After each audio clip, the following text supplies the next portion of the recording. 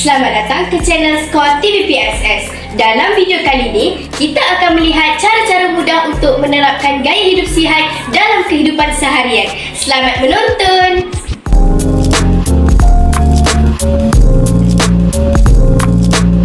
Musfira, kita boleh berbincang tentang gaya hidup sihat. Impian ni buatkan saya berfikir, kita memang perlu ubah cara hidup kita. Ha? Kenapa tiba-tiba kita bukan hidup dengan gaya hidup sihat ke? Rasanya mungkin kita boleh buat dengan lebih baik. Mari kita lihat apa yang boleh kita ubah. Jomlah!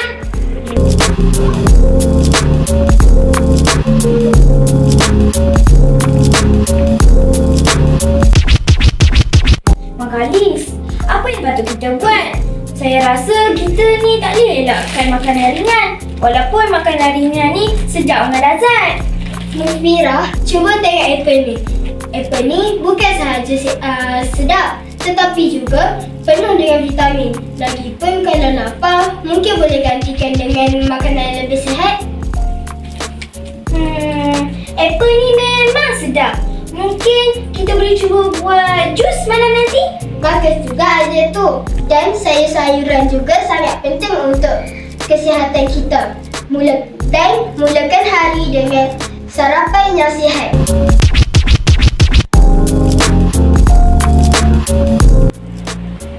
Ami, jom ikut saya bersenam di taman petang ni.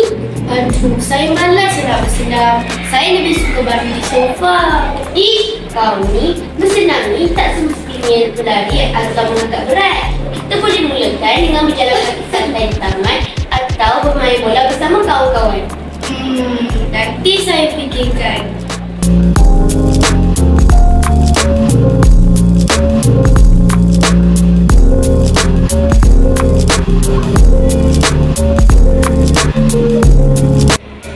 Wah, ini lebih seronok daripada yang saya jangka.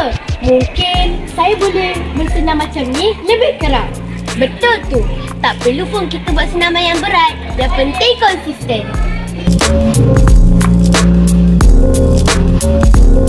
Musfira, kita juga perlu tengok waktu tidur kita. Jangan tidur terlalu lewat dan elakkan skrin sebelum tidur. Jadi kita patut mengamalkan rutin sebelum tidur. Mungkin dengan baca buku atau dengan muzik yang lembut yang perlahan. Betul tu. Tidur yang berkualiti sangat penting untuk kesihatan dan tubuh badan kita. Dah lewat dah ni. Jom tidur. Okey, jom. Ni, awak nak tahu tak? Semalam saya kena marah dengan cikgu. Awak ni janganlah galakkan saya.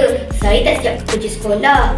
Ni, kadang-kadang saya rasa tertekan dengan kerja sekolah yang banyak. Boleh tak kalau awak bagi tips macam mana nak hilangkan tekanan? Apa kata Akara cuba luangkan masa untuk aktiviti yang Akara suka, seperti membaca, nonton filem, menyanyi atau berkumpul dengan rakan-rakan. Keseimbangan mental sama pentingnya dengan aspek yang lain. Saya rasa kita patut lebih banyak bercakap dan meluangkan masa lah. Ni, kita kan BFF forever. Secara langsung bolehlah menghilangkan tekanan saya.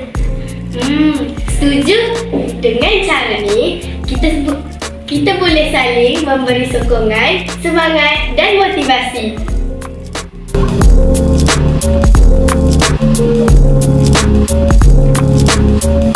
Jadi, adakah kita semua sudah bersedia untuk mengamalkan gaya hidup sihat? Pasti, dengan pemakanan yang baik, aktiviti fizikal, tidur yang cukup dan keseimbangan mental, saya rasa kita boleh buat.